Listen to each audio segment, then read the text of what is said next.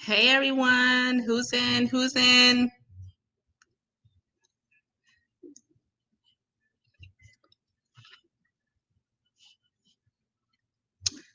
Type in the chat. Let me know who you are. Hey Nicole. Hey Nadia. You guys are on time. That's what I'm talking about. Hey. I'm only going to give the people who are late like 2 minutes because we have a lot to cover. Are y'all excited? How much do y'all know about curl training? Yes. Y'all, there's only 150 spots and 250 people registered. So somebody's going to be mad. Okay.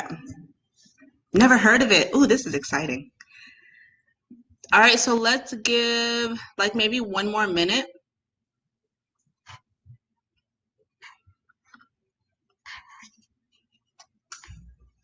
And then we shall begin. This this light is making it seem like I have a little dent in my fro. There we go. This light's not gonna let me be great. I already know it. Hey from Atlanta. And I probably know a lot of you guys by your Instagram names, but since it doesn't have an Instagram name on there, I won't really know who you are. So forgive me. One more minute. Is it blurry?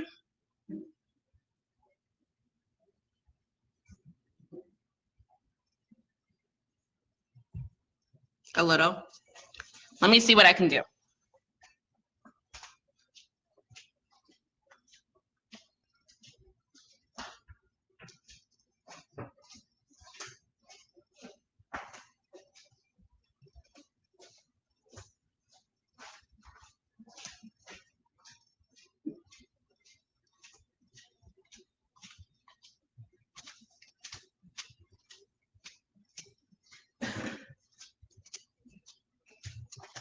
All right, let's see if this is gonna work.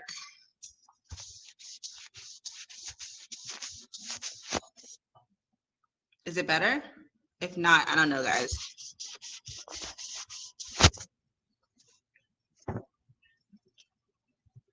Okay, cool. All right, so we have 70 people in. Everybody else is just gonna straggle in, I guess. Hey. All right, so for those of you that don't know who I am, I'm Jules. I am a natural hairstylist, of course. I've been a natural hairstylist for about 7 years, but I've been a cosmetologist for 10 years. So before I was doing natural hair, I was relaxed. All of my clients were relaxed. And I just slowly got into loving texture. I started hating doing relaxers in the salon. Like I literally hated doing them. And I wanted to work more with people that wanted to embrace their curls. I wanted to work with more natural based products, things like that. So I used to work in a natural hair salon. Thank you. I used to work in a natural hair salon, someone else's for like 3 years, and I just wanted to start doing things my way. I wanted to curl train my way and use my own products. So about 4 years ago, I ended up opening my own salon suite, and since then I've had 3 salon suites, and now I have a brick and mortar, which is where I am now. I don't only just do hair; I also train natural hairstylists and salon owners. But for today, I really want to focus on my specialty, which is curl training. It's going to be a lot of back end information. I think a lot of naturals just jump in with technique first.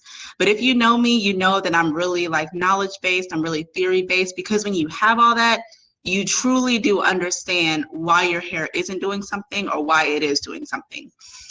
So now my baby is Embrace Me Naturally Salon. We're here in Lawrenceville, Georgia, and we've been here for like 2.5 years. Thank you for my glass comments. All right, so let's start.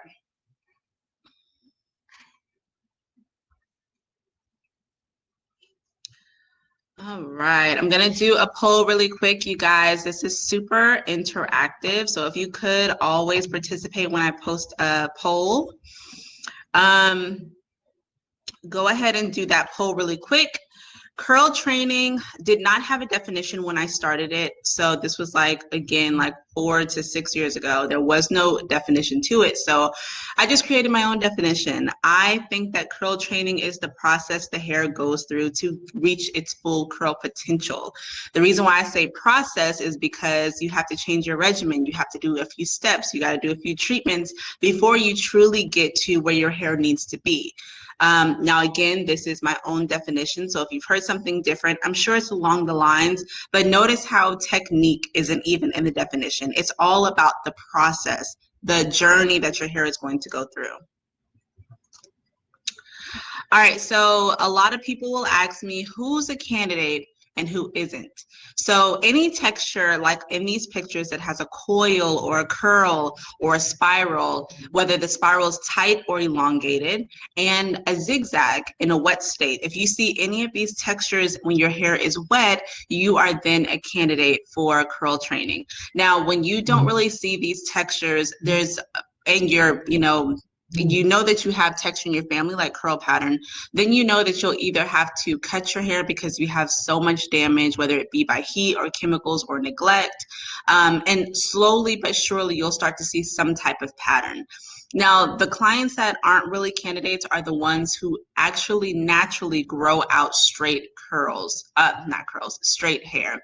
I will say that for some people, I have older clients who have started to gray and their grays are coming in pretty wiry. So they're not really going to curl train because that's what the grays do. But then I have some people who just needed to steam their grays because grays have no pigment. So they kind of come in like super angry, really. So we started to steam their hair and their curls really started to like come back to life. So as you can see, all of these different curl patterns, you will also notice that I don't hair type. So you'll never hear me say like 4B or 3C. I'm really just talking about coils, curls, spirals, and like zigzags or, waves if you want to say that. Now, these are the 3 questions that I always get. And I'm going to bust your bubble, okay? But we're being real. How long does it take? There is no way I can truly, or any other stylist can truly tell you how long it's going to take because it has a lot to do with how frequent you're going to be with your new regimen. If you want to not cut off all your hair that's damaged, or if you're not ready to steam every week, if you're not ready to shampoo your hair every week, all those things kind of make the process go slower. So it is totally up to you after you know what your new regimen is. People will ask me, what if I don't like my curl pattern? Because I've been doing this for 10 years, not just natural hair, but hair period, I already kind of sense when a client is coming in here just to see what I'm about, but they aren't going to accept whatever I do. And that is because they just don't like their curl pattern. Whether I enhance it, whether I define it or not, they just don't like it. So if you are someone who have already seen your curls as defined as they may be, and you're not really feeling it, then I will say that this isn't really for you because it has to be something that you are confident and comfortable in. It's never forced on naturals. You don't have to wear your curls in order for you to be considered natural, but you do want to like and be confident in how your curls look. And then the other question that I always get is it low maintenance? That's a 2-part question. So at the beginning, no, it's not low maintenance, no matter what any stylist tells you. At the beginning, you're shampooing your hair more frequently. You're paying attention to your hair a little more than you would later on. So things change, your porosity changes, what your hair wants pertaining to products changes. A lot changes in the beginning, but the number one thing is people aren't used to shampooing their hair so frequently and actually manipulating it so frequently. After that, we do have clients where we do the curls define method, the finger style. We don't offer wash and goes here because we want, our price range is where the styles need to last and wash and goes just don't last that long. But later on, when your curls are trained and they're healthy and they're hydrated and they're moisturized and strong, your curls can actually last up to 2 weeks. I am not lying, guys. We have clients that literally come here every 2 weeks. Okay. Now, what does the hair need? I am a believer on making the hair happy. Like, yes, you're my client, so I want to make you happy, but making the hair healthy and happy is my number one goal. The styling, you can choose that all day, but for me, I want to make sure your hair has everything that it needs. So the number one thing is having a healthy cuticle. Now we're going to get into a cuticle and what it is a little. Actually, it's going to be pretty soon, but we're going to get into that. But just know that the outer part of your hair has to be healthy enough to protect the inside of your hair strand. The second thing is your hair has to be hydrated. Hair steamers just kind of came on the scene, as much as I know, a couple of years ago. So it's still pretty new. A lot of stylists and a lot of salons still don't even have hair steamers. But for a lot of naturals, excuse me, a lot of naturals, they they are losing hydration. They're losing like actual water being inside of their hair strand because they're waiting 3-4 weeks to shampoo their hair. So the only time their hair is truly getting water is on that wash day that comes once a month, and they're like quickly washing their hair, so the hair just does not get enough water.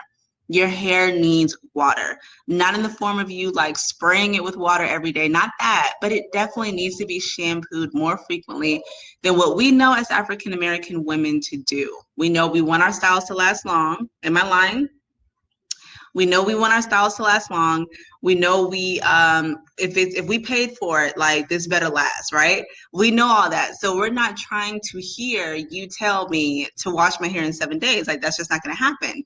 But if that's what you are aspiring to do with your hair, to curl train, washing your hair more frequently will definitely help. Um, Okay, so then the other thing is moisture. Same thing with people wanting to wear their styles for so long and not add any type of product to their hair. You have to moisturize your hair, no matter what porosity you are, and we'll get into that, but low porosity needs some type of moisture because your hair is dehydrated after day 5. That's for everybody. Low porosity and then high porosity, it doesn't matter. Either you're going to use like a leave-in conditioner or a refresher mist, or you're going to use a daily moisturizing lotion. But you do need either or. Right. So we want to get our money's worth. So then the other thing is, what is your regimen like? What kind of schedule are you putting your hair on? I have so many clients that are like, I kind of just grab for whatever on wash day. I don't really care about what I'm putting in my hair. I have no type of sequence or anything. But you have to have some type of regimen. You have to know when the last time you used that protein conditioner, because you can't use it every time. You have to know when the last time you steamed your hair. You have to know all of that. Can I wash my hair? Can I overwash my hair? So we'll get into that, but you're not going to ever overwash your hair, because remember the step after that is deep conditioning. So it's almost like you saying, if I deep condition my hair too frequently, will that be bad? Your hair needs moisture, it needs hydration, and it needs to be conditioned. That's exactly what textured hair needs. Textured hair is already it demands a little more of us than straight hair. So just a little more manual labor, like us actually having to manually moisturize it, manipulate it a little more than someone who has straight hair. I'm gonna look at the comments for 1 second. If it's me, I just have to use the right shampoo. Yes, so you just have to use the right shampoos and conditioners. I will say, just the other day, I had a client who was using a deep cleansing shampoo every shampoo, and that was just drying her hair out. Like her hair was starting to become on the drier side when it wasn't always that way. Her curls were used to clumping, her styles used to last. But if you're gonna shampoo your hair every week, it cannot be a protein shampoo, because that's going to make your hair hard. It cannot be a deep or clarifying shampoo, because it will make your hair very stripped and dry. So it just depends. Do you recommend co-washing weekly or shampooing weekly in a regimen? Co-washing will depend on your porosity, so we'll get into that. But shampooing weekly, yes. I have always shampooed my hair every 7 days since I can remember. Even when I was a straight natural, I don't like my hair to be like flat or overly oily, because I had a pretty healthy sebum production. I wanted to make sure my hair stayed fresh. Never was my hair ever damaged ever. And I also shampoo my daughter's hair every 7 days. And my clients have kind of gotten into doing that too, and still coming every 2 weeks. So I'm going to get into maybe two more things. Yeah, even if it says it's moisturizing, it may not be, honestly. What about detoxing shampoos? You can definitely overuse detoxing shampoos because they are stripping. But also remember that the word detoxing doesn't necessarily mean that you have to go buy anything specific. A lot of times it means that you have to stop doing something specific. Can regular conditioner be left on longer to create a deep conditioning effect? Okay, so the deep conditioning is just heat. So deep conditioning is not the product. It literally is just, I want to put this plastic bag over my head to trap the moisture, to keep my hair moistened and not dry out as you're walking around your house. Or I need to go under a dryer because I have lower porosity hair, and low porosity hair needs some type of heat to keep the cuticle open. All right, so let's get back to it. So with a regimen, you're deciding how often you're shampooing, you're deciding how often you're doing whichever treatments. Your stylist or you can determine how often you will need your trims. And you are also deciding if you need to detox from anything, like I was just saying. It's not always that you do like a clay mask to detox. Sometimes you're using something too frequently and you need to detox from that. So just keep that in mind. You don't have to go buy anything special. And then you have to use quality products. So I know a lot of you, you want to use products that are affordable. You want to use products that come in bigger sizes than these professional brands. But trust me when I say, the reason it is affordable and that it comes in this 30-gallon size, I'm exaggerating, but I'm just saying, like these huge sizes for like $5, is because it's filled with fillers. Fillers are just ingredients that have no benefit. They're literally just there to fill the bottle, fill the jar. So you're not going to get that from professional products. Professional products has premium ingredients. There are no fillers. Every ingredient that's in there serves a huge purpose and has a benefit. That is why professional products, and trust me, I used to be like, I'm not about to pay that. And I was a stylist. But that's why professional products, they actually do have results. You can be using a deep conditioner by any cheaper brand forever, and your hair is still having some trouble. You can be using any styling product forever, and your hair is still having some trouble. So try not to become a huge advocate for these cheaper hair products because, for one, they're not paying you. So girl, you can move along. And for two, they don't benefit your hair, guys. Like, seriously. And then last but not least, you have to have healthy ends. So a lot of people, they try to only trim their hair once a year. They're like, stylists are scissor happy, and honestly some are, but I'm not. But stylists are scissor happy. If every time I go to a salon, they say that I have to cut X, Y, and Z.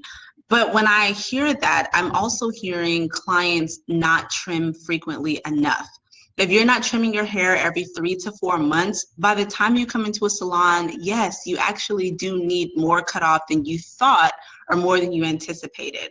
So again, yes, some stylists are scissor happy, but there is also stylists that actually do care. They want your hair to thrive. So they're actually showing you, look, you have 2 inches that need to come off. And if it doesn't come off, split hairs only keep on splitting. They don't stop where they begin. They keep on splitting up the hair shaft. All right. So when the hair has all of this in place, it can maintain texture through color and soap presses. People always ask, like, so when I curl train, can I press my hair out? Yeah, you can. I do it to my clients like 3 times a year, and their curls always bounce back. You want to know why? Because we have their regimen. I prep their hair before we even think about silk pressing, and I do the necessary treatments before and after. So their curls just bounce back. And then with color, all color needs is a healthy slate. You don't have to be virgin, like you don't have to have virgin hair that has never been colored, but it does need to be healthy, because if it isn't healthy, then the hair is just going to completely dry out and you're not going to enjoy your color. All right. So let me see some things you guys are saying.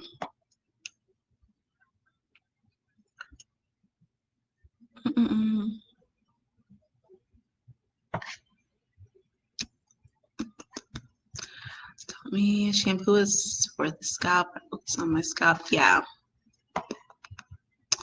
All right. Yeah, some people do shampoo their hair more than every 7 days, and that's totally fine. You have to listen to what your scalp needs. I have just a handful of clients that their sebum production is so rapid. And what I mean by that is the oil that their scalp naturally secretes is so rapid that they have to shampoo that off like every 3 to 5 days. You'll also know that if you have a scalp condition and you go get a topical from a dermatologist, you have to use it more frequently in a week, or it won't really work. So clients like those definitely have to shampoo more frequently.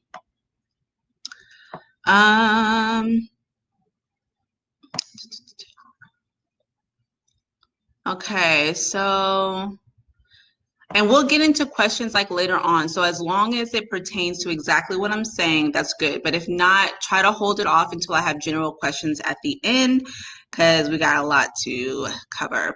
Combat flakes, it just depends because flakes come from dry scalp and it can come from oily scalp. So it depends. There's no true answer to that unless I ask you follow-up questions, which is another reason why I'm glad you guys are here, because I follow just a few natural hair Facebook groups, and someone will ask a general question like that and people will be like, coconut oil, steam it, shampoo it more frequently. Like you can't just answer those types of questions, especially when we're talking about the scalp, because there's follow-up questions that need to be asked before I say yes, do this, no, do that. Okay. Oh, thank you, Carolina. So Design Essentials is not their whole brand is not professional. They have a professional line, but their whole brand is not professional. So most of the Design Essential products are filled with silicones, and that's why it gives you the temporary slip and a temporary like coating, but after you wash it out, your hair doesn't feel its healthiest.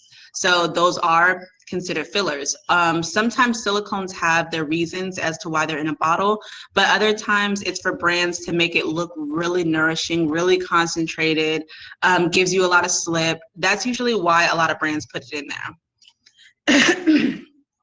I don't know, I have something in my throat.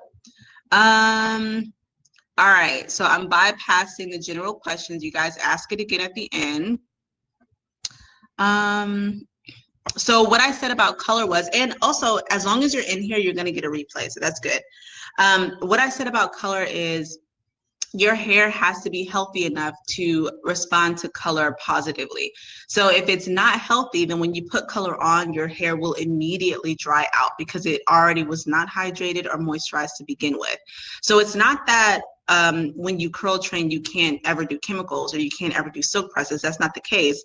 But when you curl train, you're also simultaneously getting your hair to its healthiest state. So when you get it to its healthiest state, then that's when coloring and doing like 2 to 3 silk presses a year, it won't harm your curls at all. All right, we're not doing recommendations right now, but if we have time at the end, I'll answer. So again, clients do their trims like every 3 to 4 months. Quality brands. Okay, every person. Yes. Okay.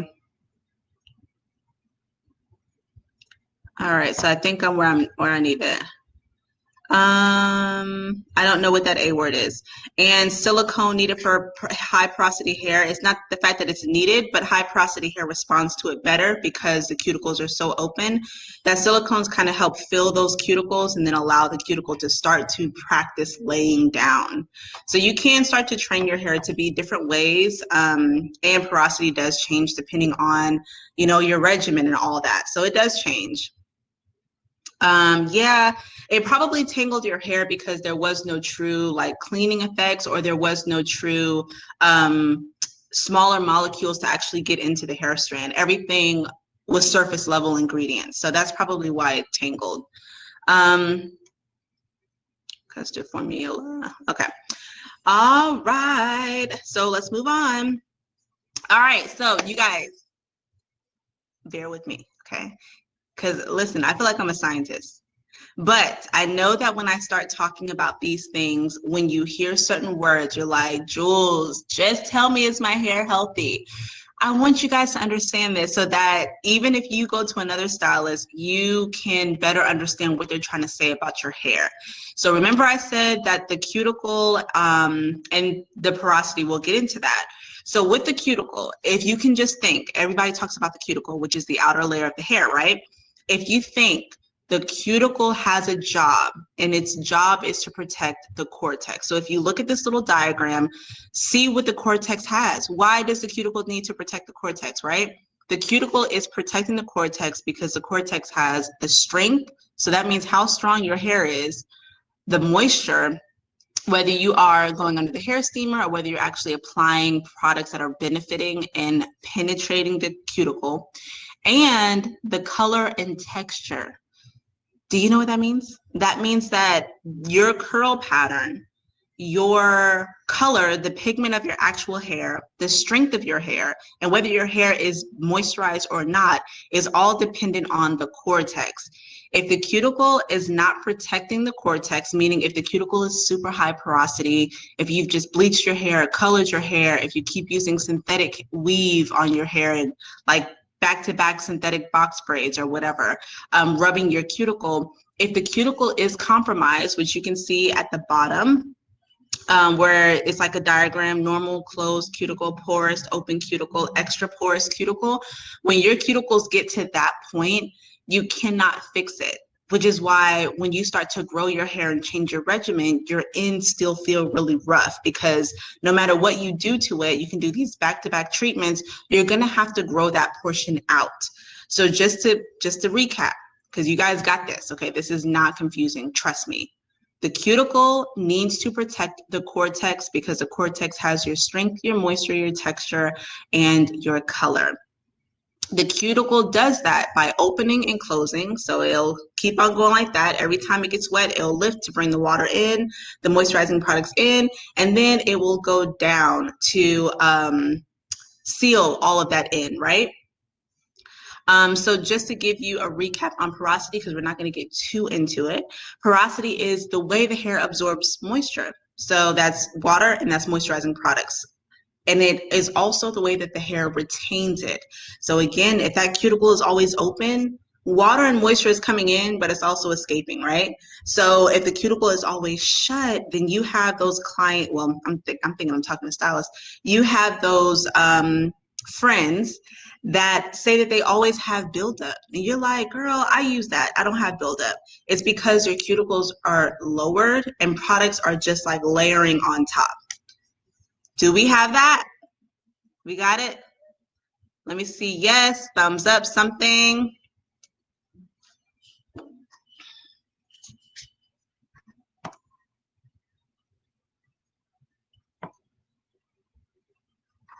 Mm-hmm.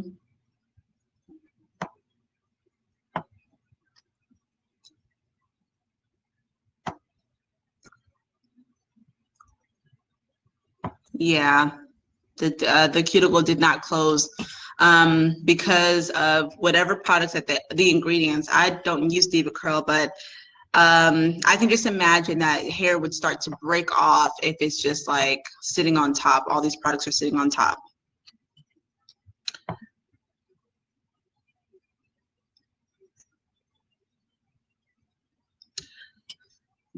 So color doesn't necessarily determine if the hair is going to swell all the time, like the second it hits water. There's other aspects to it. So again, how frequently are they shampooing, the products that they're using, what styles are they getting? Is it protective styles or do they have to always wear their hair out? Are they always diffusing their hair? Are they wetting their hair every single day? It's a lot that goes into it. It's a lot, guys, but we're gonna get to it. All right. So someone said, how do you determine your porosity? Now, the old school test, right, is when you get a glass of water and you put a clean hair strand. So it needs to be clean, not something that has a whole bunch of product on it, but a clean hair strand. Put it into the water, clean and dry hair strand. Put it into the water and then see if it floats, if it goes in the middle, kind of like stays stagnant, or if it's at the bottom. If it floats, which porosity do you guys think that is? Because remember I was saying the cuticles are low, so it's just like everything else is just coming on top and it's not doing anything. And if it's open, then everything is going in and out and in and out. If the hair strand sits on top, what is it? If it sits all the way, sinks all the way at the bottom, then what is it? Okay.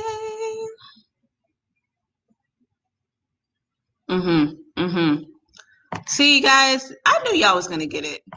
Sinks to the bottom is high. Sits on top is low. And normal porosity, which is like medium porosity, some people say that, it'll be right in the middle. It has a perfect even exchange of water coming in and water going out. So a lot of people will ask like, which porosity is healthy? The answer is normal. So it's not that you can't make your hair look healthy with low porosity or high porosity, but the porosity that the hair strand should be, because also we're talking about pH level, which we don't need to get into that, but it should be in the middle 7 pH and it should be normal porosity. So that is the healthiest porosity that you can get to. That's the goal basically. But again, that does not mean that you need to have that you need to just totally change everything if your hair feels and looks good. All right, so now let's get into regimen. Don't jump ahead, Sugar Plum. Don't jump ahead. Let's get into the regimen. Okay, so know your porosity, right? Is everything sitting on top? Do I need to cleanse the crap out of my hair? Is everything just absorbing? Is my hair sucking everything? What? Porosity, right?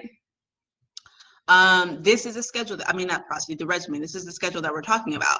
So the one thing that you definitely want to do is have a moisture and protein balance, okay? You can't just put protein on your hair every day, every week. You can't deep condition with protein. There has to be a balance, because if your hair is only moisturized and not strong, it will be super soft. That sounds good, but super soft hair breaks easily. If your hair is super strong, it's going to be really hard and it's going to break easily. So we have to have a middle balance. Deep condition 1 week with your, hydrating mask, and then the next week with your hydrating mask, and then the third week, if you're on the higher porosity side, then throw some protein in there. If you're on the lower porosity side, then throw a steam hydration treatment in there. You also, no matter what porosity you are, because I've said this already, you can shampoo every 7 days. Do not believe, and guys, this is when we were very ill-informed, okay? Do not believe anyone when they say that textured hair should not be shampooed every week. That is a lie, and they are trying to hold you back from being great in this world, okay? Don't listen to them. Shampooing your hair every 7 days is perfectly fine, and your hair will love it, trust me. Then the deep conditioning, we're always deep conditioning. Some people need the plastic cap because they're lower porosity. They need to keep all that in. And high porosity needs the plastic cap too, because it will dry out if you don't have a dryer. But lower porosity does need heat. So either you're going to go under the hair steamer or you're going to go under a dryer. But you have to deep condition with heat if you're lower porosity, because we need kind of a budge to open the cuticle so that the conditioner keeps going in. And then treating the hair, we'll get into that. But if you treat, it'll be like steaming, doing your protein treatments, doing your Olaplex treatments. We'll get into that. And then alternate between wearing your hair out and protected. So people typically ask me, so are protective styles truly protecting the hair? It honestly is, because some hair, when it's out, it loses moisture even quicker, which is higher porosity. When it's twisted in and you're pinning the ends, it keeps more moisture inside. And also when your hair is out and you're always playing in it, I have a tendency to sit and do this. So this side of my hair is thinner than the other side. I already know I do it. When your hair is out, you manipulate it way more than you think you do. So you have more, struggles and hurdles, whereas opposed to if you did flat twists every week or individual twists or something like that, your hair would be much more happy. And then you can get into wash and goes and, finger styles like maybe 2-3 times a month. Okay, so here are my examples. Sugar Plum, here are my examples. Low porosity, all right? So we're shampooing weekly. Now, this is just an example. We're steaming twice a month, so every 2 weeks. We are lightly misting our hair if it's out. So if you have a wash and go, you're lightly misting it maybe 2, 3 times a week. You just don't want to always wet it. So no just water on the hair. You want to use like a leave-in mist or some kind of light refresher spray. When I say light, I mean like out here, do one of these situations, let it moisten, and then fluff it out. All right, are y'all with me? I'm all the way up on the comments. I don't even know what you guys are saying right now.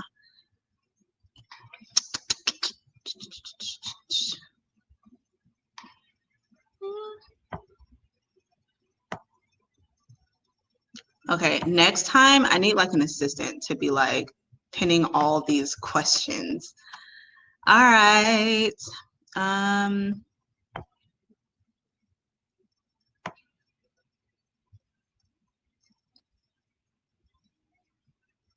Okay, should you steam with a plastic cap? No. So when you go under a hair steamer, you have to have your hair open, and you'll sit under the steamer for about 20 minutes. You don't want to just sit under there for like an hour or anything crazy like that. 20 minutes is good enough.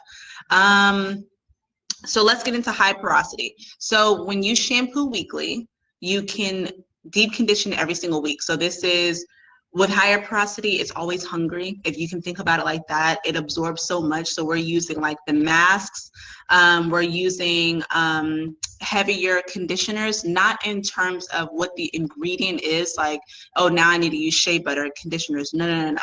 Heavier in consistency. So just make sure that it's a deep conditioner. It'll say deep conditioner and it won't, honestly, but again, deep conditioning is just how you're conditioning. I'm putting a plastic cap on and I'm sitting under the dryer. Boom. Okay. And then with higher porosity, remember the cuticle is not doing its job. So really quickly, what is compromised if the cuticle is not doing its job? I believe in you guys. If the cuticle is not doing its job, yes.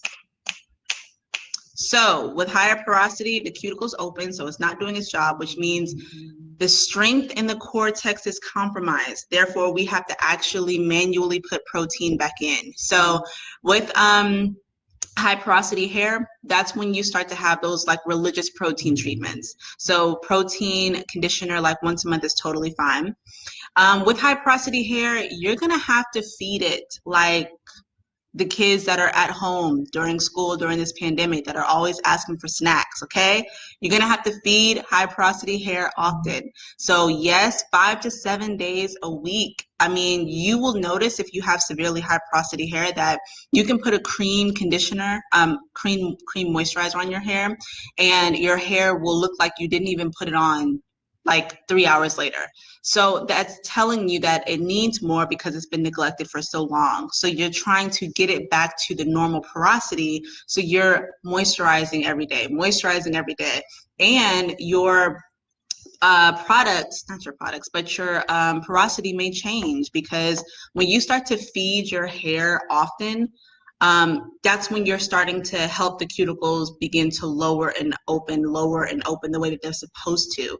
But remember, if it's cuticle damage, like again, from overprocessed color, and you can get that from demi-permanents, if it's you're always getting synthetic hair added to your hair and your hair was already dry, those things are going to damage the cuticle. All right. So high porosity, we're shampooing weekly, we're deep conditioning weekly, protein once a month, moisturize as often as your hair needs it, wear your protective styles, your flat twists, and then high porosity, you can definitely co-wash, but you just don't want to OD on co-washing because you can then start to force your cuticle to quickly become low porosity, and you'll already be stuck into the rotation of co-wash, and then you'll start to see that your hair is not taking in anything anymore. Okay, are y'all still with me?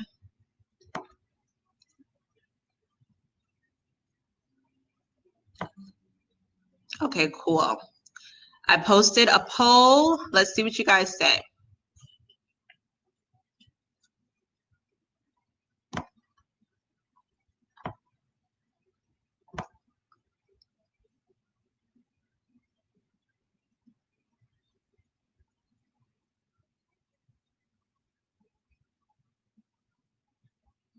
Yes, any conditioner can be used as a deep conditioner. Even the conditioners that say daily conditioners, they're lighter conditioners, meaning you can use it every day. But if you use a plastic cap and go under the dryer, it's a deep conditioner. If you use a light conditioner under the steamer, that conditioner probably won't even be on your hair by the time you rinse it out. So use something a little thicker under the steamer because the steamer will end up diluting that conditioner.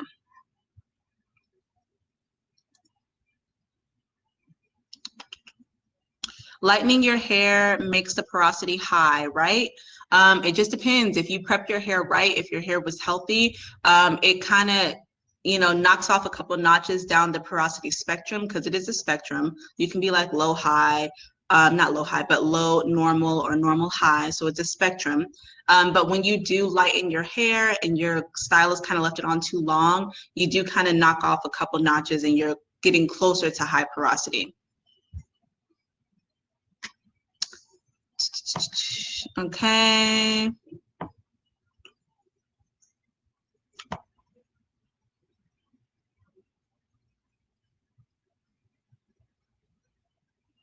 Yes, you can definitely have multiple porosities on your head. It honestly just depends on what your habits are.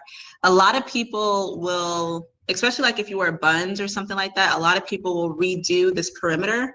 They'll like wet it, put moisturizer on, slick it down. This middle is like, girl, so you're just gonna forget about me? So you're just, I'm not here. This middle part's gonna dry out on you. So you'll have like high porosity right here, and then right here, because you're starting to add products every day, gels, edge controls, this part is going to start to become lower porosity, and you will end up getting some hydro fatigue, which we will get into. So yeah, you can definitely have different porosities and different textures too.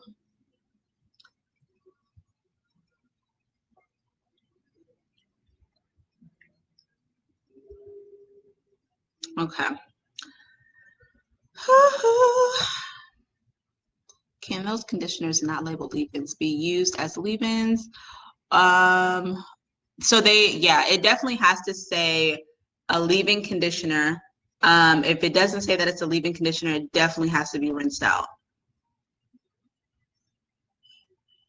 So if your hair doesn't dry, if your hair does dry slowly, but it doesn't have buildup, it's a spectrum, so it's probably teeter-tottering on lower to normal porosity. So that's not a bad thing. Should be under the steamer. So you'll be under the steamer for 20 minutes, under the dryer for like 10 to 15 minutes. Okay. All right. So let's see. A lot of you thought that you guys were high porosity. The other half thought that you were low porosity. Oh, okay. So we have some people that are like scholars with normal porosity, with perfect hair. Okay. So let's get into the next thing. All right. So now these are some things that are absolute no-nos, right? No blowouts or presses. Now, when I say that, because you need to avoid stretching your hair and using direct heat, you will be avoiding the, I put it out there, hello, I'm not scared. You will be avoiding that. So you do want to avoid the blowouts and the presses, but I will say this though, let's say you haven't had a trim in a long time, you are coming to a salon and you know that you're going to need like a pretty good cut. I would probably do a blowout, not a silk press, but I would probably, do a blowout just so that you and I can see what we need to cut comfortably. I do curly cuts wet, so it's not a problem for me if I do either one. But sometimes you're like, I need to like really see this. So can we like blow it out? So you could do it that day, but after that, you want to make sure that you're not doing blowouts or presses. You have to ditch the cheap products. We've already talked about that. Yes Can 2 is absolutely cheap, guys. $5 for 130 gallons. Yeah, I know I'm exaggerating, but you know what I mean. That's yes. Fillers. They're just like going around the house and just like throwing stuff in those. It's not good for your hair. Trust me. I used to try to use it. And that's back when I was actually doing a lot of research on ingredients, and I was just like, everything in the Cantu ingredient list is like an absolute no.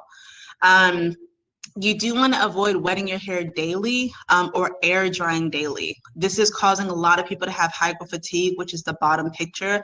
Your curls get really stretched. They kind of look soiled looking. There's no definition.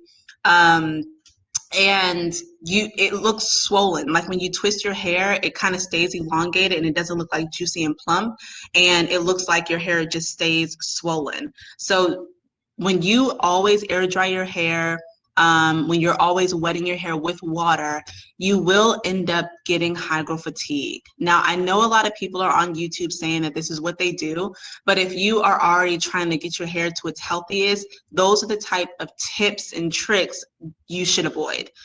Some people can do it just fine. Listen, I was in middle school. I saw a Hispanic girl wet her hair, and I tried to do it, and it didn't work. And I was just like, some people can do it. And she had curly hair, so some people could do it and some people can't. But if you already have a problem with what your curls are doing, then avoid those, those types of tricks and tips. And then you also do not want to color your hair until your hair is healthy. So I get a lot of clients that do their own black rinse at home. And again, I was saying you can get cuticle damage from rinses. Yes, if you put a rinse, which is a chemical, on your hair over and over and over again instead of just on your roots, especially if you're doing it too frequently, your cuticles will become damaged. So if you're coming to me and you're like, I want to curl train, we have to avoid the color. And this is like devastating to people because they're like, I don't feel comfortable with my grays. You kind of have to choose one because we won't necessarily be able to do both and truly see 100% results on the curl training side. You'll see in the middle, this is my staple, no butters or oils on the hair. Even when I am taking down flexi rods, even when I am taking down twist outs, I'm using like a serum, but not like a sealant type of oil. So you don't want to use these because we're not necessarily trying to continuously seal the cuticle. Instead, we're trying to moisturize it when we need to moisturize it. But those butters and those oils, we're just starting to see, even though we used to be advocates for it, we're starting to see that it actually hinders your hair. Your hair wants something a little more moist. Oils and butters do not contain any type of moisture at all. Water doesn't mix with butters, water doesn't mix with oils. So in order for it to be a true moisturizer, it has to, it has to be able to have water in it and actually penetrate the cuticle and get to the cortex to moisten it. All right.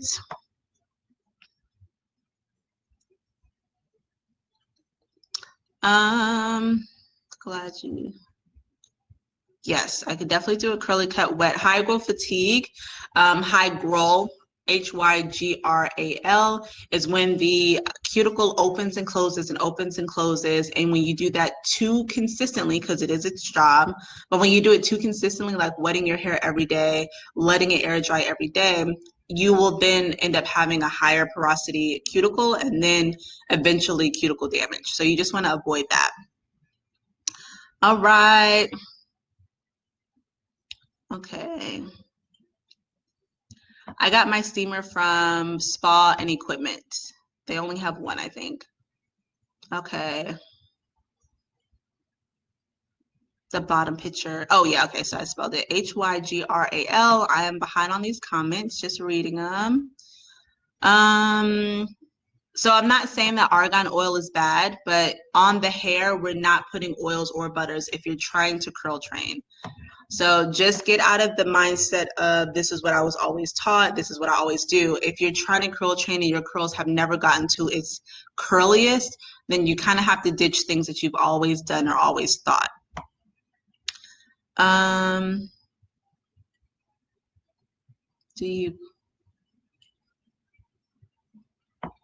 So my tighter coils, it doesn't necessarily matter if it's tightly curly. It more so matters if I can, and this is going to sound counterproductive, but listen, it more so matters if I can get my comb from scalp to ends, a cutting comb, so they're like wider teeth, a cutting comb from scalp to ends the entire cut of a wet curly cut. So it's not always about how tight the coil is, because I actually do have a client who has pretty big curls, but because she's higher porosity and her cuticles are open and lifted, her cuticles stick together. So it's kind of hard for me to get through an entire cut wet when her hair is trying to dry out on me and her cuticles are sticking together and causing tangles. All right, no to the hot oil treatments. No to the growth oils if it's on the scalp, on the hair, sorry. So we're only talking about the hair right now. We haven't even gotten to the scalp yet.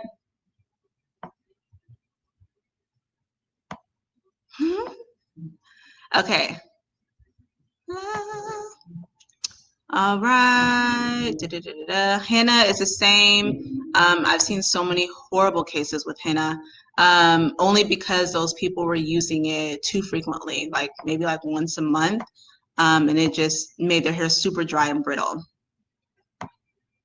You can use serums, so not like concentrated oils. Serums are like a little thicker, but they have other ingredients in them that kind of stabilize the sealing process. So whatever says serum and whatever kind of slowly teeter-totters, like when you move the bottle, those types of serums are okay. I use a Verb serum. It's called the Ghost Oil, even though it's not an oil, it's a serum.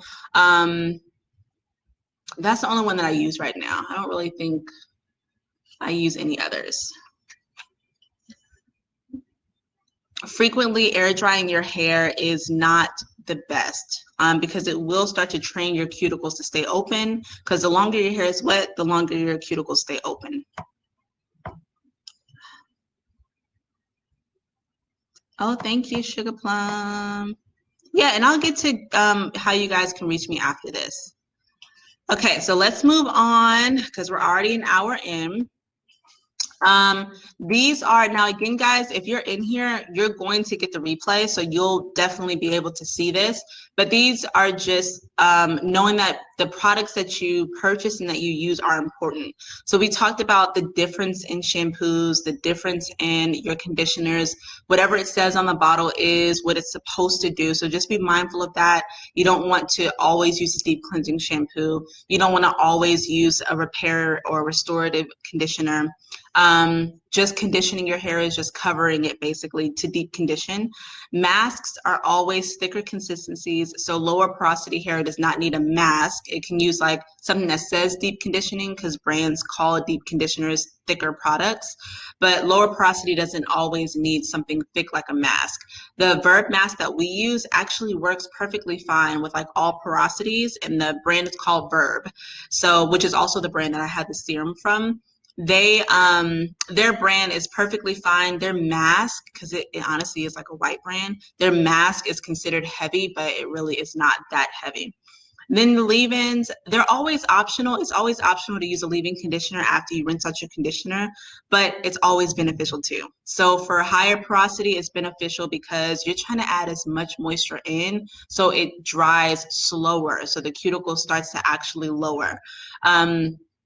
There are also benefits to using a leave-in conditioner with lower porosity because the cuticles are so shut. So after it dries, it's like hard to get anything in there.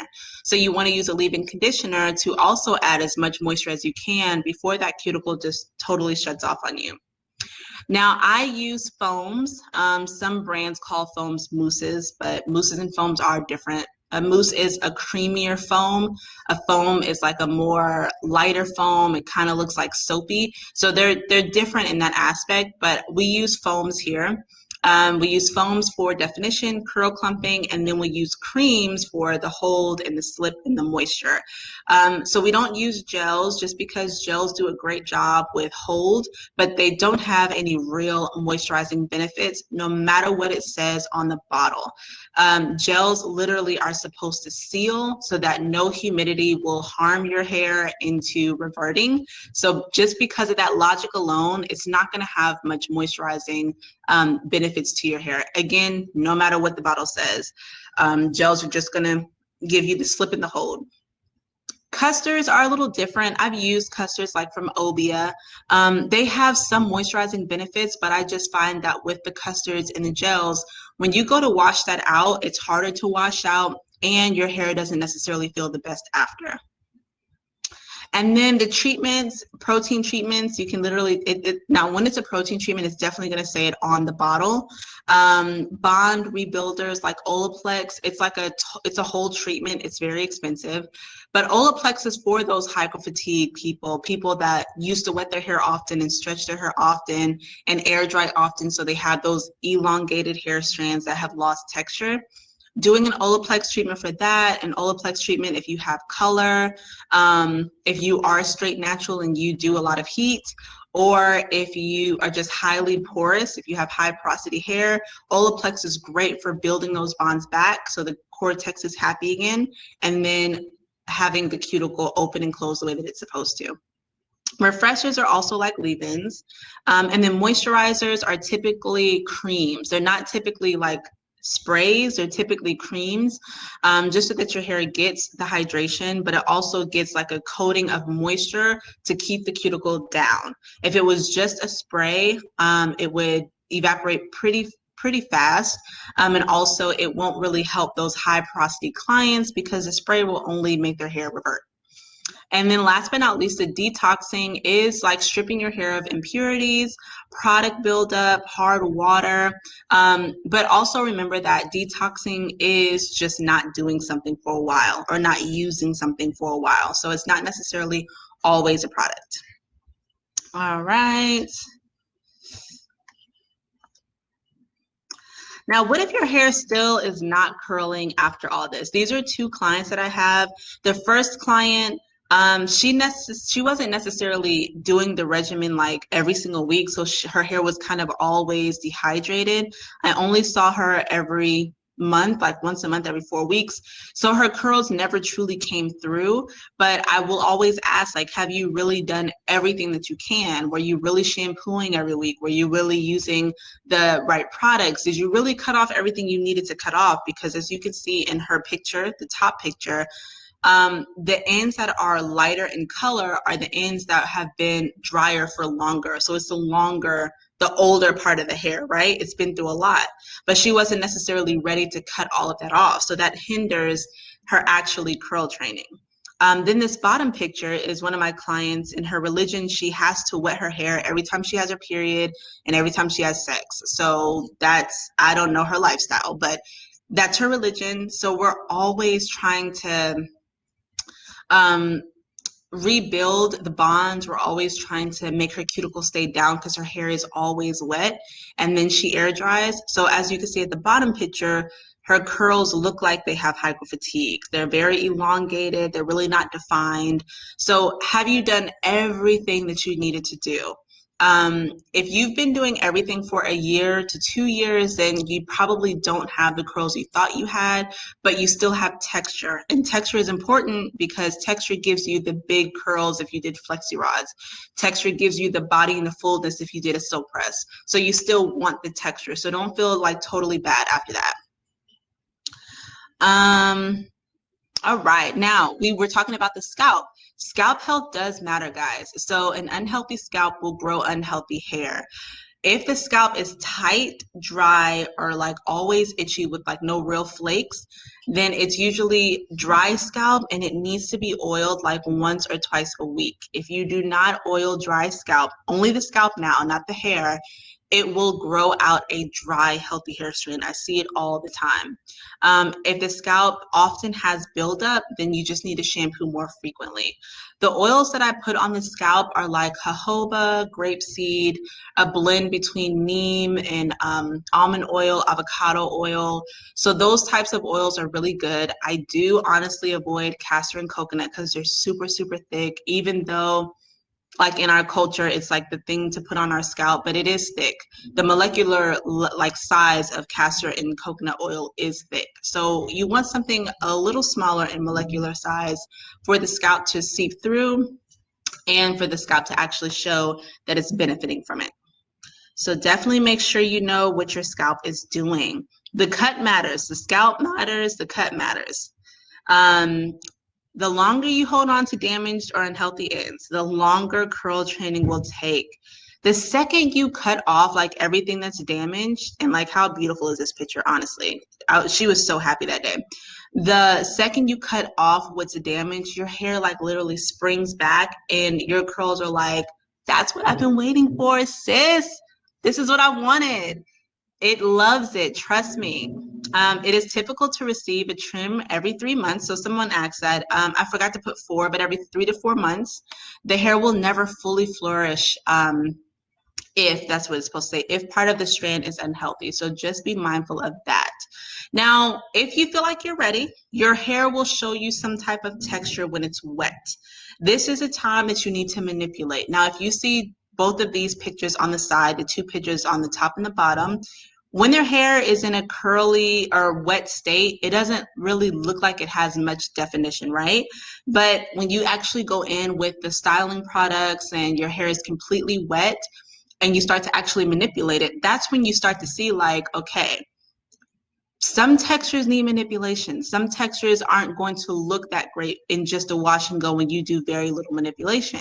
So you kind of need to go in there and actually twirl them and, like finger style them. You kind of actually have to need to go in to do all of those things in order for you to truly see what your curls can do.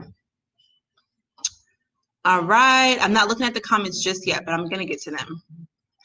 Now, here are 3 things you need to remember in order to bring your curls out. Your hair has to be clean and it has to be wet.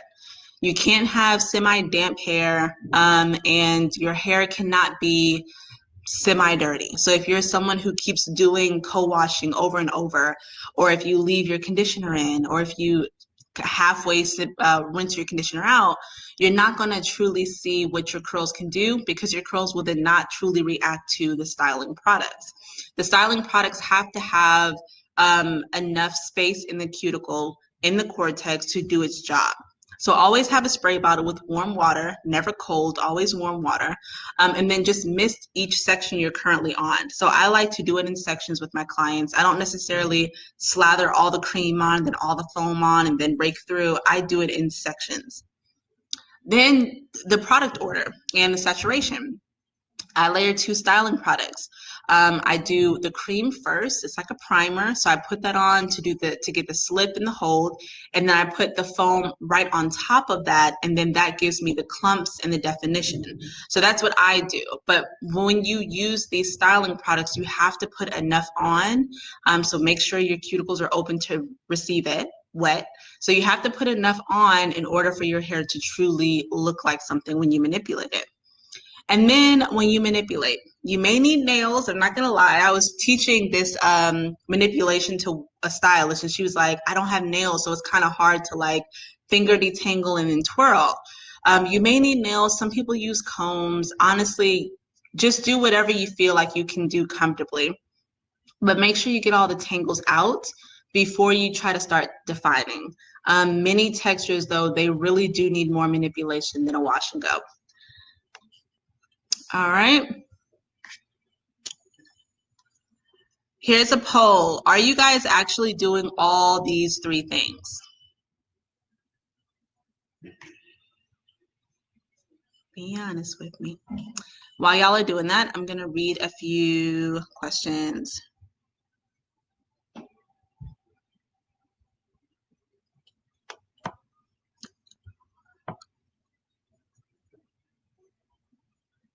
Yeah, cream foam combo.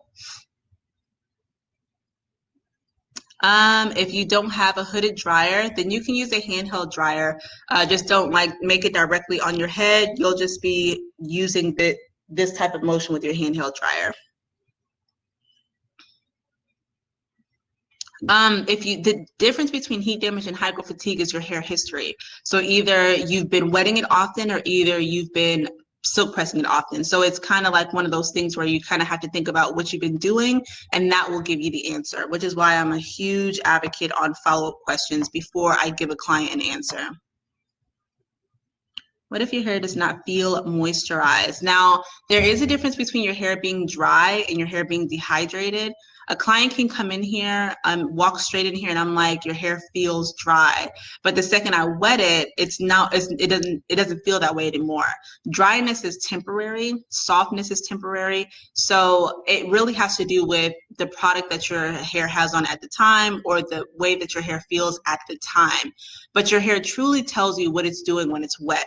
So if I wet it and it doesn't totally like swell up on me and expand, if it stays wet, then it's not really dehydrated. It just didn't get the products that were aiding in moisture. But there is a huge difference. And if your hair is dehydrated and you wet it, your hair, you can still feel each individual hair strand. Like it feels a little rough because the cortex is like totally dehydrated.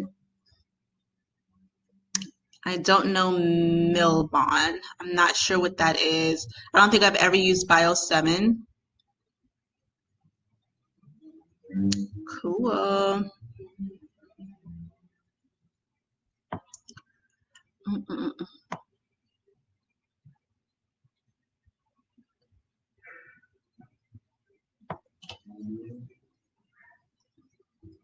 So there's no benefit in using a gel and moisturizing cream when twisting the hair. You've already started off with the gel. So honestly, the cream is not going to do much. You can play around with the order that you do it in, but remember that even after the style is set, you still want to be able to moisturize your hair. So that's why we're not going in with the butters or the oils. Your hair is going to need something days after you've set it into the style. Gels are not going to let anything get through to the cuticle because it does a great job at sealing. So if you gel your hair down, even if you put moisturizer on before it or after it, it's going to be a little standoffish to the moisture that you're trying to put on 5 days after if you're not ready to shampoo until 2 days after. I mean, 2 weeks after. Yeah. Yeah. Some people like silicone. Some people's hair is like silicone. Some people's don't. Um, Sometimes the serums have silicones in them and sometimes they have this bonding agent that literally just thickens products. So it's not necessarily a silicone, but it's like some type of chemical that literally just like expands the size of a molecular product. And that's what I was saying. Like you have to use quality products. Like I can use the Verb Ghost Oil on my clients and then they can go home and moisturize their hair 2 days later and their hair actually responds and absorbs the moisturizer. But if you go out and use like a Moroccan oil or something like that from the beauty supply store, I can't promise that it's going to do that. So Verb is a professional brand. So again, they don't have a lot of fillers in it. So you just have to kind of play around with that. Yep. After you twist your hair wet, you should go under the dryer for at least 15 to 20 minutes to speed up the drying process because you just don't want your hair to always air dry all the time. It will start to go up the spectrum of higher porosity. Some people don't, so that's fine. But if you want to just avoid like all things that could possibly mess up your hair, then I would say to kind of flash dry it, let it dry. And also that will give your twist outs a longer lasting like lifespan, because air drying, again, it can stay wet for a super long time, take forever to set, and then when you still take it out, it's still not as set as it should be. If you used oils, all you have to do is do a deep cleansing shampoo, or like a clay mask if you have lower porosity hair. Don't do clay masks if you have high porosity hair because it really does strip unless you just add a whole bunch of other ingredients in it.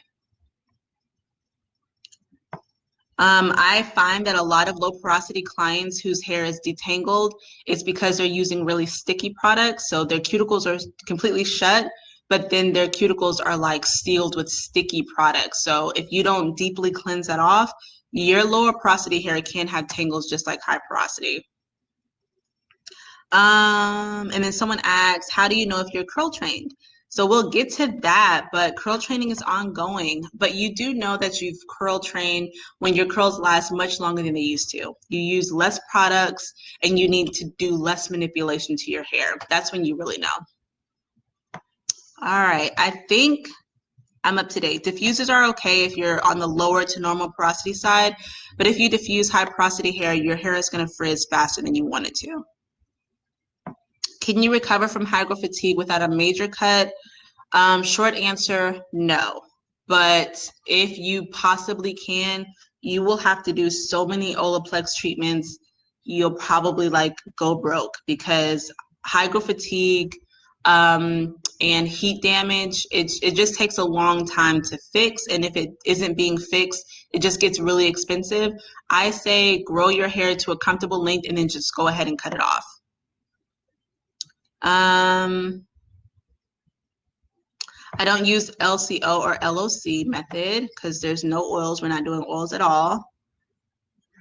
And so I think she said, some people are like really helping me out. Thank you guys for answering these questions. Definitely answer questions for people that I may have mentioned it already because I know this bumps people out and then you got to come back on and all that. So they probably are missing some things. Yes, you can use Olaplex at home. There's only one Olaplex, so I don't know what you mean by how do I know which one I should use, but you can definitely buy Olaplex for home. They have the consumer version.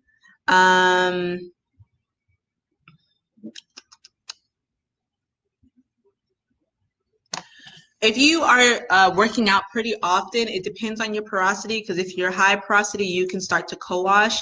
If you're on the lower porosity side and you're still using a whole bunch of styling products every time you shampoo, you're going to have to actually shampoo every time. So for the person who asks if you sweat a lot when you work out.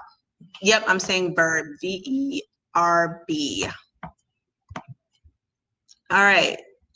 I'm trying to catch up, guys. Yes, if you have fine hair, restrain from coconut and castor, but honestly refrain, period. Because they're really, really sealing. Like it's sealing and already dehydrated and not moisturized cortex. So that's not good.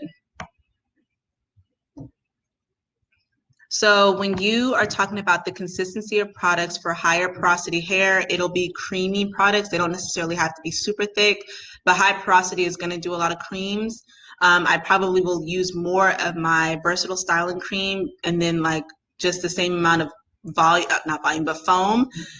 Low porosity, I use less of the holding cream because the cuticles are going to seal. The hydration or the humidity in the air isn't going to like totally affect low porosity hair.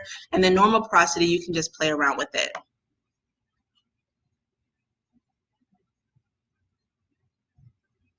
Yeah, you may need to switch products. Okay. When you do twist outs, can you stretch it with a blow dryer? Yes, just be mindful that your hair can be trained to do many things, so it may be trained to stay stretched if you do that often. Sticky products on low porosity hair is not necessarily a no-no. You just have to be mindful of using like a volume or deep cleansing shampoo the next wash day and then follow it up with a hydrating shampoo after. Is a hydrating steam the same as a hair steamer? Yes. I think some hair schools carry Olaplex and will wash your hair if you're broke. I appreciate if I'm getting those organic moisture content. It's a professional organic product that claims there is okay. Mm-hmm. Uh-huh. I've never used Uncle Funky's daughter. I think I've used one thing from Kiki Curly and it kind of like snot. I didn't like it, but I don't really know about those too well. All right, I'm caught up. Yes. Okay, so now the 3 manipulations. These are the 3 that I do, except I do the wash and go out myself. But just remember that when you have done all that you can, you've changed your regimen, you've got new products. Now remember that your first couple of wash and goes aren't going to last that long. This is because you're still training your hair So your hair still needs to kind of figure out, kind of get acclimated basically. So for the curls define, this is when you guys see this on my Instagram all the time. I go in and actually twirl each curl clump. I do this without it coiling up though. So like I'm not trying to totally coil like starter locks. I'm just trying to, flip your hair a little bit in order for it to be as defined as it can be, but without it looking like I coiled it. So the results with curls defined is more shrinkage, but it does last longer. So you're going to get more shrinkage because I'm like really twirling or you're twirling. But just remember that this is going to last you a week to 2 weeks. Wash and goes. This is when I apply the styling product, detangle it through, and then I kind of just like fluff it out. This is how I like to wear my hair. I don't really care too much about perfect definition and perfect curls, so I can do all of this in the shower really, really quickly, and this is the only time that I would really put the product everywhere. But remember, I wash my hair like every 6 to 7 days, so I don't really need it to last super, super long. And then the other option you have is the finger style. Some people call this shingling, I believe.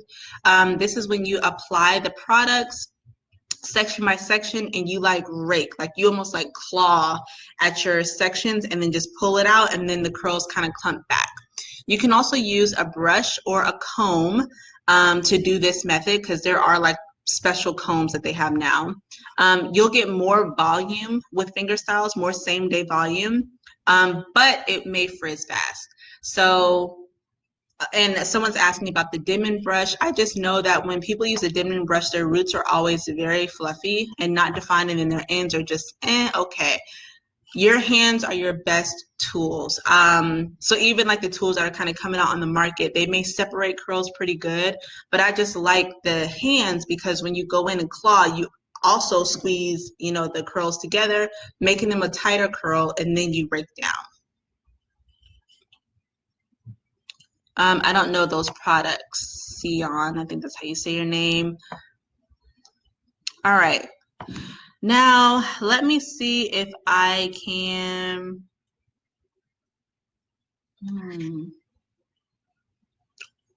All right, let's go to the next thing. All right, so here is an example of both. So this is a client that I did on my left side. Underneath it says finger style, the raking method. So this is when you actually like claw the hair basically, pull it out, and then you let the curls do what it's going to do. As you can see on the side, the ends are just, they're so-so. The roots aren't as defined as they should be. But on the other side, the curls defined, that's when I actually went in and twirled clump by clump. That gave her more shrinkage. You can see that, but it definitely gave her more definition. So she's a client who needs more definition than a wash and go. And just again, going back on that, that's why we don't offer wash and goes, because we really want it to last. Like we really want you guys to be happy with your styles, and it actually lasts. All right.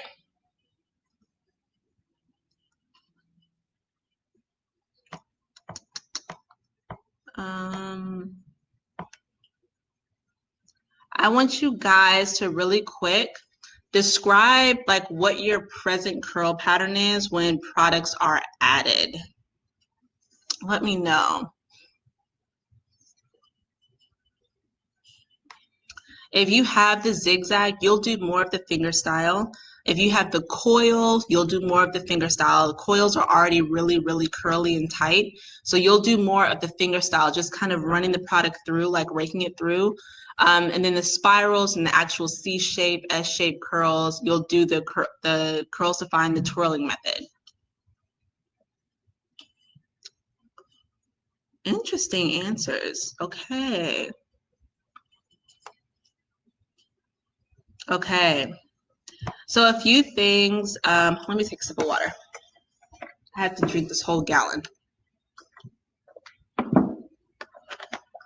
A few things about the roots being puffy.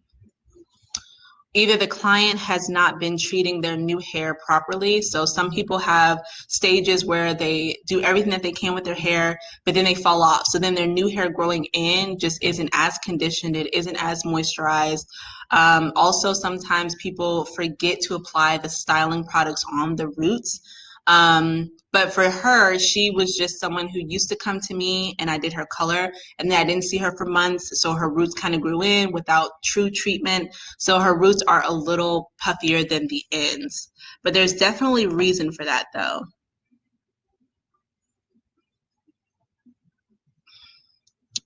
And to refresh, in terms of like adding a product, yes. But redoing a finger style or a curls define, no. You actually just put your bonnet on, which we'll get to, moisturize your hair in the morning or at night, and then you just fluff it up. You literally just fluff it up back into shape. Just be mindful that with this, because you're stuffing it into a bonnet, your curls are going to look like deflated in the morning. That is just a given, but curls are still there. So don't just go ahead and be like, I'm about to wash this out. You can easily revive that.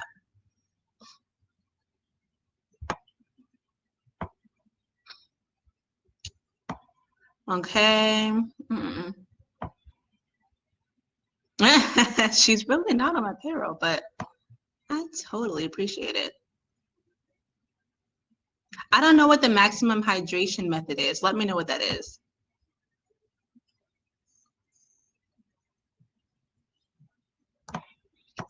All right. Okay, so let's move on. We're almost done, guys. I know it's been like over an hour. With drying, so there are basically 3 drying options, right? You can diffuse your hair, but remember, I try not to diffuse clients that are high porosity because the cuticles are open. We need cuticles to like lay flat in order for the styles to set. So if you diffuse your hair when your hair is already high porosity, you will get like immediate frizz and your hair won't last as long. So just kind of be patient with your hair getting bigger over the next few days. So with diffusing, it gives you same day volume, so it gets higher. Keep it on a medium heat, medium speed, so nothing too hot. And then it may frizz faster, but you're able to manipulate the shape. So you can diffuse the top really big and then keep the bottom really tight, and then it'll kind of look like it's going like this. So you can kind of manipulate the shape. With hooded dryers, this sets the style in place. This is why if you came into our salon, when we do the curls define, the finger style, or say if I wanted to do my wash and go, I need to go under the dryer because I'm setting the style in place. I don't want the style to just like, you know, go outside and just keep on moving around and it's air drying, because it is going to alter how the hair dries. So hooded dryer, if you don't have a hooded dryer, you can use like a handheld dryer, just like lightly keep on moving the dryer. Don't keep it in one spot and dry your hair that way. Keep the hooded dryers on a warm setting. You never want to be under there on perm or hot. And then it just takes about 20 to 30 minutes. So don't ever over dry your hair. This can also damage your cuticle and make you more higher porosity. Also, you don't want to, even if you're at the salon, and I know stylists would be like, okay, she's getting on my nerves if you say something, but if a stylist puts you under the dryer on really high heat for a really long time, that also can hinder like how your cuticles are reacting. And then you can break the cast. That just means that styling products with a hold, they have a cast over your hair to make sure your hair is holding in place. But afterwards, you don't want your hair to be stiff, so you break the cast by just like fluffing it up, or you can add a little bit of moisturizer on your hands and then kind of fluff it up like that. Air drying may give you the volume, but it will also cause frizz faster. Okay.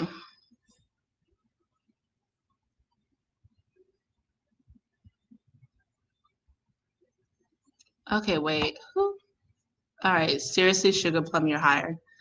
Maximum hydration is a regimen created for low porosity hair that's supposed to.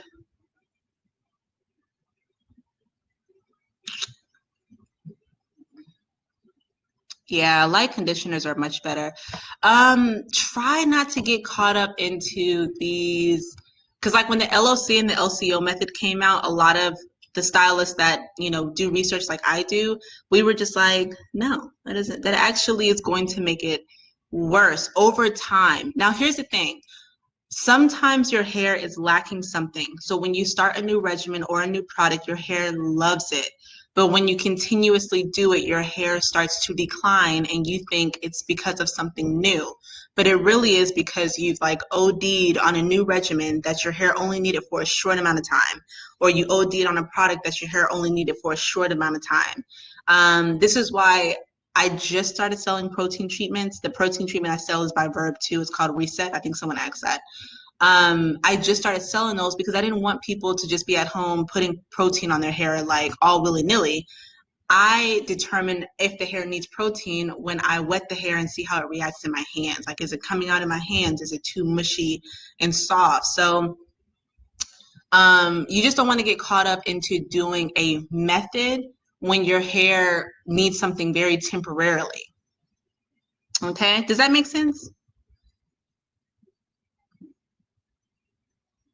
Okay.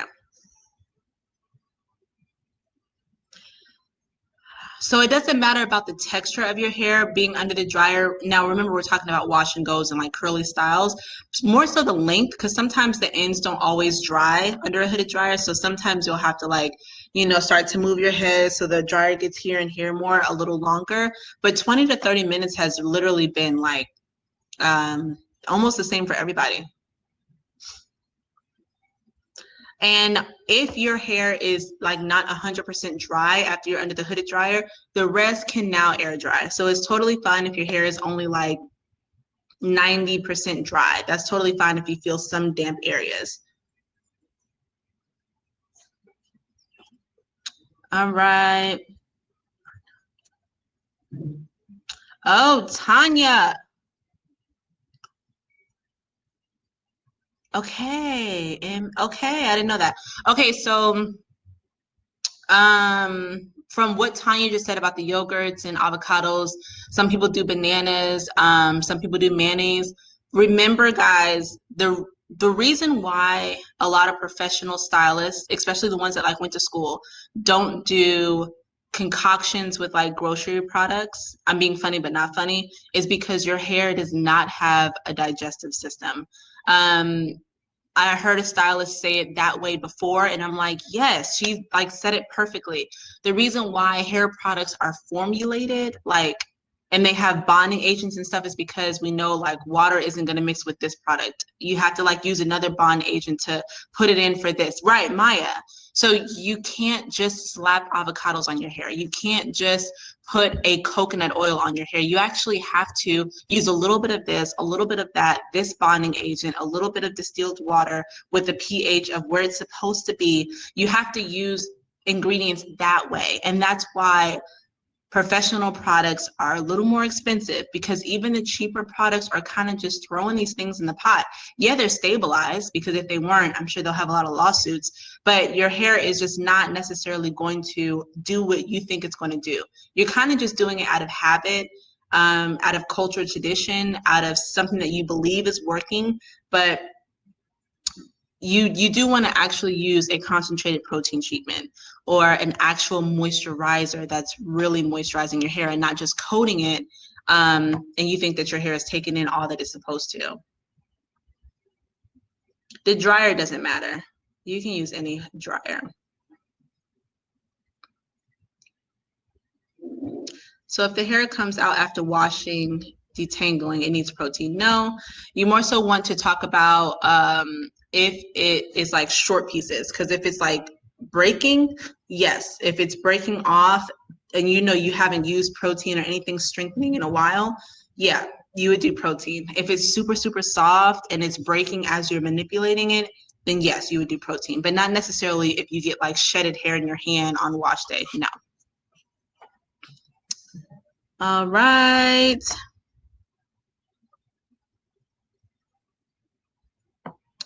Oh, the next one.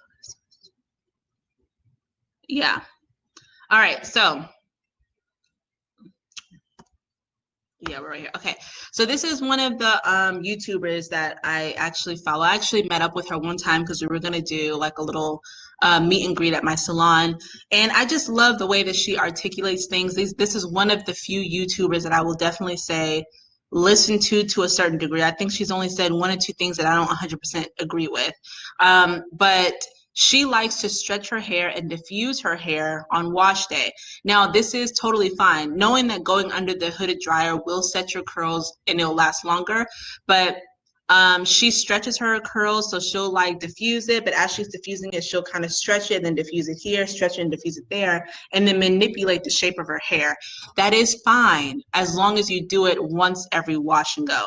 So you don't want to like re-stretch your hair every day because it kind of like condensed on you, because then that's going to start training your curls to be stretched and like lose some of its proteins in between, and then it will lose some of its strength and texture.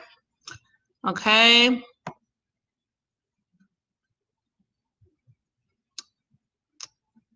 You can't be lazy with natural hair. All right. Okay, huh? Oh, you're welcome, Tanya. All right. Yes, leave-in conditioner is fine.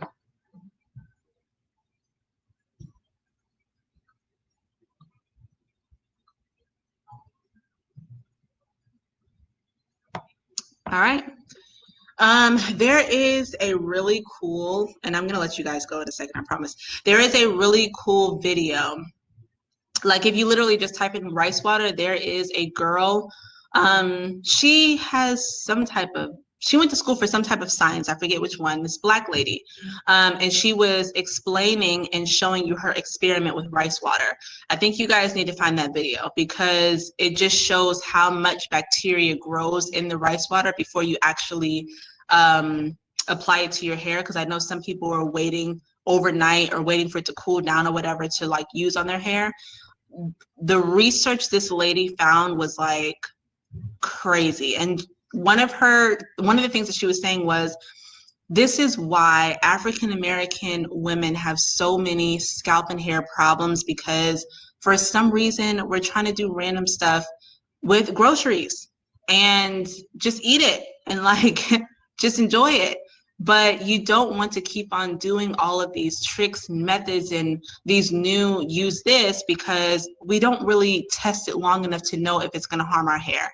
We know decades later when everybody's coming up bald at 40 or thinning at 30, after we've thought this method works for so long. So I definitely would not recommend rice water. Again, I see so many people vouch for it and then stop vouching for it, and they don't tell you what their hair did afterwards. They just treat their hair and then they come back on YouTube as if nothing ever happened. So just be mindful of that. YouTubers are okay, but the professional hairstyles are better. Yes. Ferments. Yes. Um, okay. Okay, Carolina, you're funny. All right, so let's move on. We're almost done. Now, the maintenance of it. You would keep your hair covered. Listen, the second I get home, my boyfriend already knows, bonnet. Sorry, I've looked good all day, bonnet. Right before I sit down, right before I sleep, bonnet. You getting this bonnet. I even got my daughter bonnet the second she the second she gets home. Everybody say it with me, bonnet. Okay, I'm not playing games with boiling this water, cooking. I'm not playing games with laying down on the couch forgetting my hair was done. I'm not playing games with any of this. Put your bonnet on when you get home, because you know you're going to lay down, you know you're going to forget.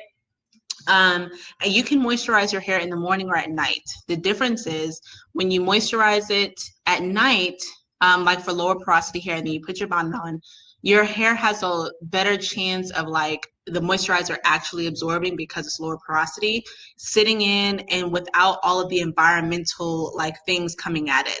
In the morning though, it's great for a higher porosity to moisturize, just so that it's like protected throughout the day. That's the only difference between the two. I like the wide band bonnets. These are the silk or satin bonnets that, and nobody knows. Listen, I don't even know if these are really silk or satin, but they do work, because they're like $2 at the beauty supply store. But the wide band ones are good, because the ones that expose the elastic band, those are the ones that kind of rub on your hairline, and then you're just like, my hairline is getting like thinner and thinner. So The other thing that people do is pineappling. The only thing bad about pineappling is that it stretches out your perimeter. So if you pineapple your hair and you like gather it all to the top and then put the thing on, when you go to lay it down, you'll have to use more product, like misting it more because it sets like that. You'll have to manipulate it more because it's set upward and not downward, and your perimeter might be stretched. And then people do the banding method. There isn't really anything wrong with the banding method. People just don't like how much it disturbs their curls in order to get it in the bands in the first place, but it's really nothing wrong with it. And then the reason why I say don't cover your hair when you are sweating, like when you're working out, is because I see trainers or people that like to work out all the time cover their hair when they work out with bonnets or scarves or whatever. And those are the clients that have the most scalp issues, like scalp tenderness, because the scalp is always wet, and wet environments grow what? Bacteria. And your skin is no exception to a wet environment, your scalp skin. So I see a lot of trainers that have that tender scalp. Their hair starts to thin in the middle because that is a hub of bacteria that keeps growing. Keep your hair uncovered when you're sweating. If you are going to the gym in a wash and go, band your wash and go so that your scalp has multiple partings. If you have shorter hair like me, you don't have to do anything. Your scalp will, eventually air dry. You can even like go like this and hit it with the dryer if you want to, but you just don't want to cover your hair when you are sweating or when you know you're about to sweat. Okay. Yes, if you make your own bonnet, shout yourself out because we all need a bonnet out here. All right. Last thing, someone asked, yes, you actually need to wash your hair right after swimming, but because if you go into a chlorine pool, because chlorine is very cleansing, you do need to use some type of like lighter or nourishing shampoo.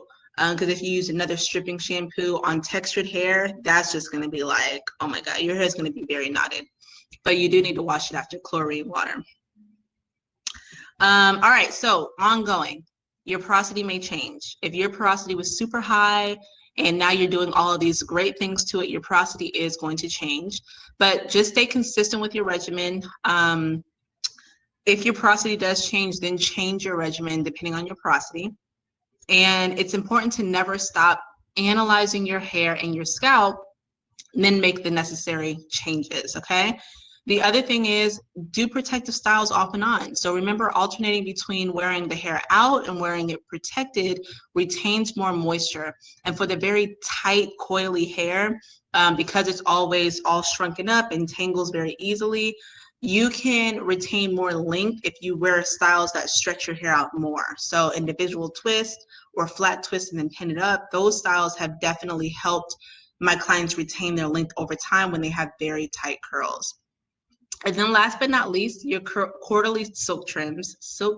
Lord, y'all, it's been an hour and 36 minutes. Your quarterly silk presses, after the hair has been healthy and consistent for 3 months. It takes about 3 months for you to like really get the strength, the moisture, the hydration, all of that, even if you don't see a curl pattern yet, but it will take like 3 months to get to overall health. If you get there, your curls are doing great, your curls have been doing great for a while, then a silk press every like quarter of the year is okay. Just make sure before the silk press, you do an Olaplex treatment to make sure your bonds are strong enough for the heat. And then the day that you rinse out your silk press, do an Olaplex treatment. Your hair has been forced to be straight for a week, 2-3 weeks. That day that you wash it out, wash it with nothing else but Olaplex, because you're going to have to rebuild those bonds that have been broken and formed into a straight strand in order for it to go back into a texture. I only have very few clients that are straight naturals now, but their hair still keeps its texture. It may be a little looser, but it still keeps its texture with no heat damage because we're doing those Olaplex treatments religiously. All right, so this is The last poll, guys, and then I'm going to leave you guys alone. And while you guys are answering that, go ahead and ask me your general questions.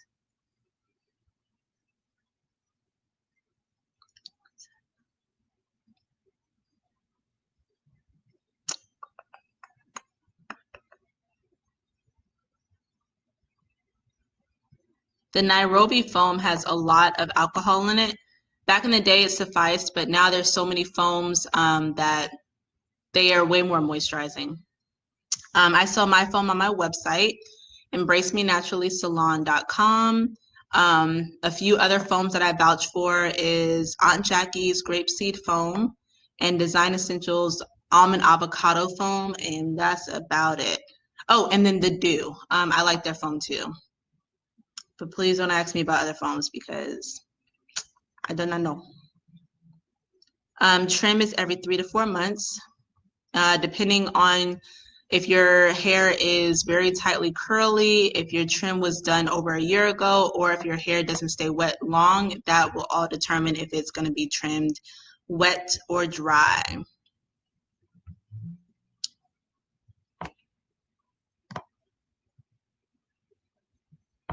Yes, Apogee is a protein treatment. It's not my favorite. I like protein treatments that don't make your hair hard. The purpose of a protein treatment is not to make your hair hard. It's just to make sure the gaps of the protein that have been missing in the cortex get filled. So you don't need something that is overly concentrated. That's not the goal. But I do use Verb's Reset. I don't use the Apogee.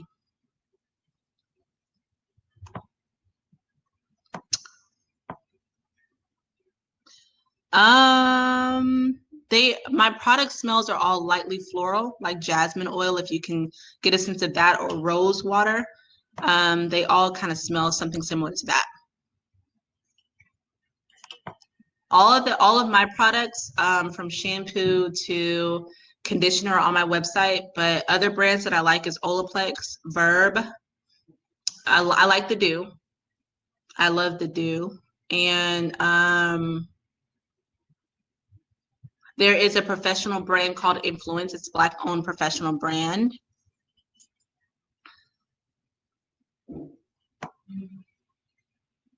Other ways to test hair porosity is when you are wetting your hair at the shampoo bowl, and you start to, let's say after the first shampoo, let's do after the first shampoo first.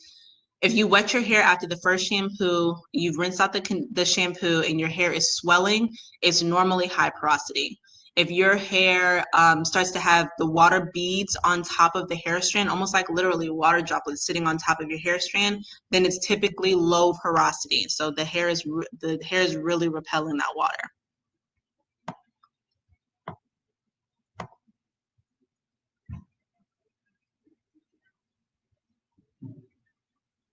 You can do Olaplex treatment once or twice a month, like every 2 weeks. I do not deliver the products to South Africa. I'm sorry. I do have a daily moisturizer on my website. Thank you.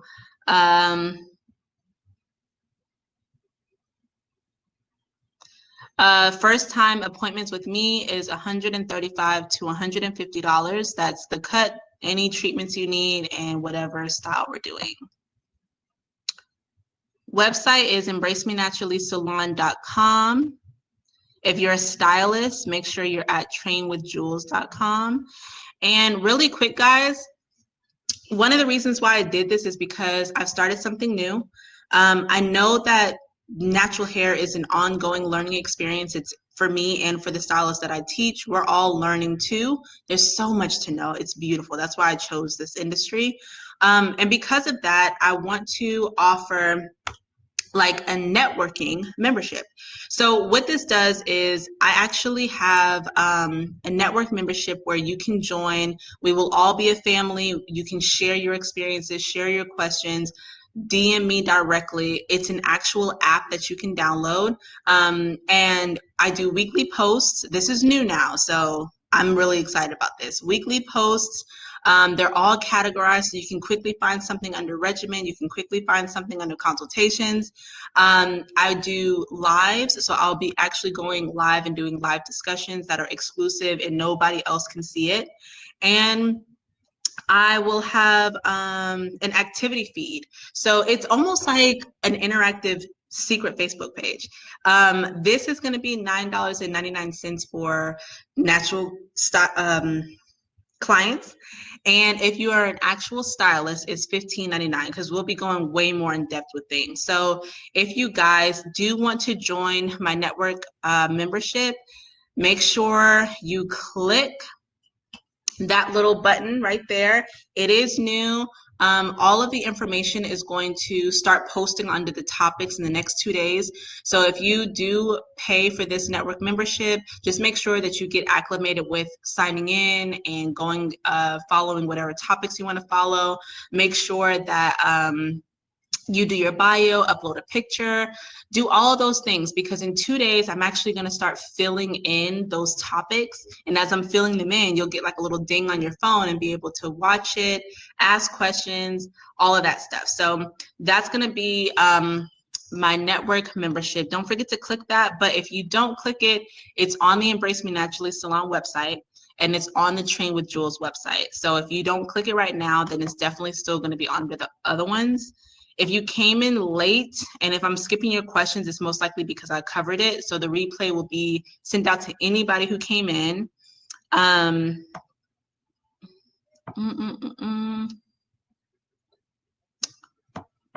someone said, can I do a flat twist class? That network membership is also going to go over cutting and styling tutorials, not going in depth as to teaching you, but more so as you actually seeing like all that I do, because I take like my twist very seriously. So again, guys, it's going to be stuff that I do not post on Facebook or Instagram. It's going to be like exclusive content. Some of the Olaplex clients purchase it because we sell it in our salon. It's not on our website yet. Or some of our Olaplex clients actually just come here and we do it for them.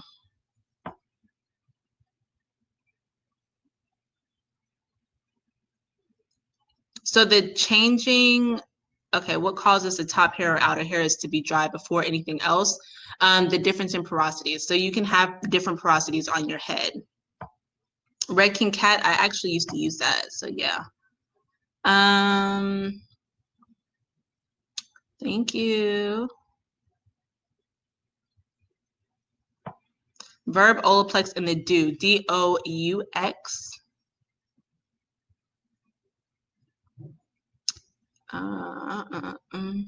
So yes, this is a monthly membership. So whenever you feel like you've gotten all that you need to get from it, definitely just go ahead and cancel the membership.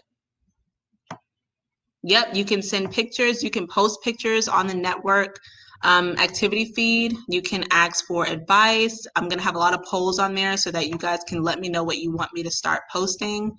It's going to be very informative and interactive. Y'all are so, so welcome. No samples of products. Believe me, I don't. No, I'm just playing. No, I don't have sample products.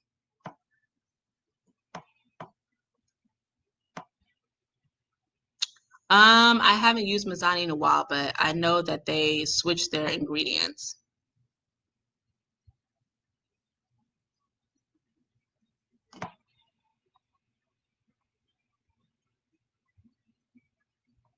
All right, guys, go ahead and click that button, subscribe.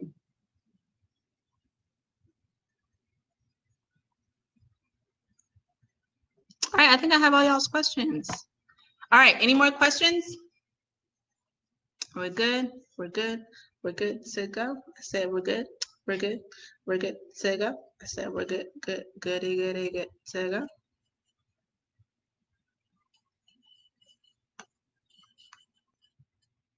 All right. All right, guys. Thank you so much for joining me.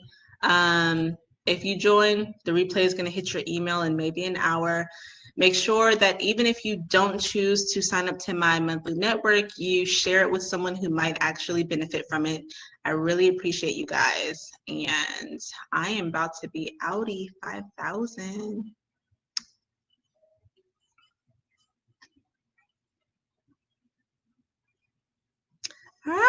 Bye, guys.